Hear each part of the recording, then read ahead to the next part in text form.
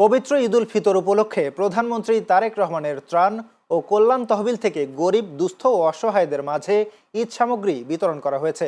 বৃহস্পতিবার লালবাগ পোস্তা ডাকগল্লি এলাকায় ঈদ সামগ্রী বিতরণ করেন চকবাজার থানা বিএনপির সাবেক সাংগঠনিক সম্পাদক ও ২৯ নম্বর ওয়ার্ড বিএনপির কাউন্সিলর পদপ্রার্থী মোহাম্মদ সাবের হোসেন। এ সময় ঢাকা মহানগর দক্ষিণ বিএনপির অন্যতম সদস্য সাইদ হাসান মিন্টু, চ্যানেল এস এর senior vice chairman Jamal H Panna, Dhaka মহানগর স্বেচ্ছাসেবক দলের সাবেক সভাপতি আনিসুর রহমান আনিস ও বিএনপি নেতা মোহাম্মদ আলমগীর আকবর হোসেন সহ বিএনপি ও সহযোগী সংগঠনের নেতাকর্মীরা উপস্থিত ছিলেন। যেটা আজকে করতেছে আসলে গরিবদের জন্য না, এটা একটা ঈদ উপহার দিচ্ছে আমার মহল্লা। আগামীতে কাউন্সিলর নির্বাচিত হবে, জনপ্রতিনিধি নির্বাচিত হবে, যাকে দেবে দল, আমাদের দল যাকে দেবে ইনশাআল্লাহ আমরা তার পক্ষে আমরা কাজ করব।